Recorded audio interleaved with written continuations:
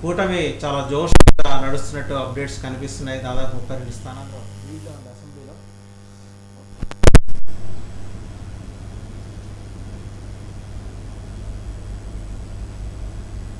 వర్మ చెప్పండి.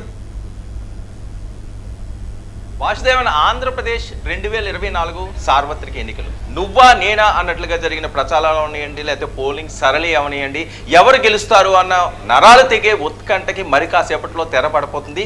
ఇప్పటి నుంచి చూస్తున్నాం, ఉదయం 8 గంటల నుంచి పోస్టల్ బ్యాలెట్ ఓపెన్ చేసిన దగ్గర నుంచి కూడా స్పష్టమైన ఆధిక్యంలో పొత్తు పార్టీ దూసుకుపోతుంది అన్నది మనకు వస్తున్న ప్రస్తుత రిజల్ట్స్. ప్రస్తుతం టీడీపీ 41 స్థానాల్లో లీడ్గా ఉండగా జనసేన పార్టీ 5 స్థానాల్లో లీడ్గా ఉంది. అలాగే వైఎస్ఆర్సీపీ 12 స్థానాల్లో లీడ్గా ఉన్నట్లుగా మనకి రిపోర్ట్స్ అందుతున్నాయి. అలాగే బీజేపీ 2 స్థానాల్లో లీడ్గా ఉందని. అయితే ఇప్పుడున్న ట్రెండ్స్ చూస్తే మొదటి 2 రౌండ్లోని కూడా స్పష్టమైన ఆధిక్యత పొత్తు పార్టీ గెలవడంతో పొత్తు పార్టీ వైపు గాలి వీస్తుంది అని చెప్పి స్పష్టంగా అర్థమవుతుంది. అయితే ఏదైతే ఎగ్జిట్ పోల్కి సంబంధించి అవనియండి, గతంలో ఉన్న సర్వేలు అవనియండి, వైఎస్ఆర్సీపీ గెలిచే అవకాశం ఉంది అని చెప్పి చాలా వరకు వచ్చిన ప్రచారం. కానీ అవన్నీ కూడా రివర్స్ అవుతున్నాయేమో అని చెప్పి వస్తున్న ట్రెండ్స్ మనకి ఇక్కడ చెప్తున్నాయి. ఫర్ ఎగ్జాంపుల్ నేను కొంతమంది పేర్లు కూడా ఇక్కడ చెప్తాను. చంద్రబాబు నాయుడు గారు లీడ్లో ఉన్నారు. అలాగే పురంధేశ్వరి కూడా ముందంజలో ఉన్నారు.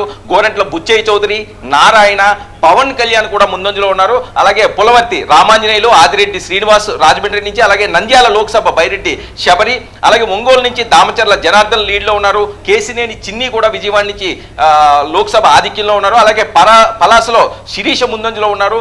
రోజా నగరంలో వెనుకంజలో ఉన్నారు. ముమ్మిడివరం నుంచి బుచ్చిరాజు ఆధిక్యంలో ఉన్నారు. అలాగే కొవ్వూరు నుంచి వేమిరెడ్డి ప్రశాంత్ రెడ్డి ఆధిక్యంలో ఉన్నారు. గజపతి నగరం బొత్స అప్పల నరసయ్య కూడా వెనుకంజలో ఉన్నారంటే విజయనగరంలో ట్రెండ్స్ చూస్తే స్పష్టంగా పొత్తు పార్టీ వైపే ఈసారి ఓటర్లు మొగ్గు చూపించారని అనిపించుకోవచ్చు. ఎందుకంటే విజయనగరంలో గతంలో చూసారు, 2019లో స్వీప్ చేశారు బొత్స కంచుకోట.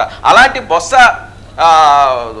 తమ్ముడైన గజపతి నగర్ నుంచి పోటీ చేస్తున్న బొత్స అప్పల నరసయ్య కూడా వెనుకంజలో ఉన్నారు. అంటే ఉత్తరాంధ్ర ప్రాంతం అనేవి ఉభయ గోదావరి జిల్లాలో ఉన్నాయండి. మొదటి నుంచి అనుకున్నట్లుగానే పవన్ కళ్యాణ్ ప్రభావం, అలాగే తెలుగుదేశం ప్రభావం, పొత్తు ప్రభావం ఇక్కడ స్పష్టంగా కనిపిస్తుందని చెప్పక తప్పదు. మరొక వైపు గ్రంథి శ్రీనివాస్ కూడా వెనుకంజలో ఉన్నారు భీమవరం నుంచి. అలాగే గాజువాక నుంచి కూడా టీడీపీ ముందంజలో ఉన్నది, అమర్ వెనుకంజలో ఉన్నారు. అంటే టోటల్గా చూస్తే ఇప్పటి వరకు కూడా 41 నియోజకవర్గాల్లో స్పష్టమైన ఆధిక్యంలో తెలుగుదేశం పార్టీ అండ్ పొత్తు పార్టీలు దూసుకుపోతున్నాయి. జనసేన కూడా అనూహ్యంగా చాలా స్థానాల్లో ముందంజలో ఉన్నందుకు మాత్రం వాళ్ళ శ్రేణులందరూ కూడా అప్పుడే సంబరాలు చేసుకునే ఆ మూడ్లోకి అయితే పొత్తు పార్టీ వెళ్తున్నారని చెప్పొచ్చు. అయితే ఊహించిన విధంగా వైఎస్ఆర్సీపీ గట్టి పోటీ ఇస్తుంది అని అనుకున్నారు. కానీ 2 రౌండ్లో మనం చూస్తే ఆ పోటీ అయితే కనిపించట్లేదు. గత ఎన్నికలు మనం చూసుకున్నా, ఎప్పుడు రిజల్ట్ చూసుకున్నా పోస్టల్ బ్యాలెట్ నుంచి మనకి ట్రెండ్స్ అన్నాయి ఒక అంచనాకు రావడం జరుగుతుంది. అయితే పోస్టల్ బ్యాలెట్ మొదలుపెట్టిన దగ్గర నుంచి కూడా మొదటి రౌండ్, 2వ రౌండ్, 3వ రౌండ్ కూడా చివరి అంకానికి వచ్చేసరికల్లా సుమారు 41 నుంచి 50 నియోజకవర్గాల్లో పొత్తు పార్టీ స్పష్టమైన ఆధిక్యంతో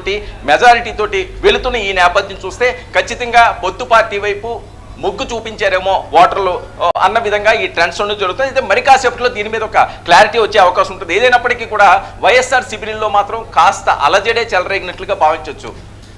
రాయలసీమ నుంచి ఇన్పుట్స్ ఎట్లా ఉన్నాయి వర్మ గారు?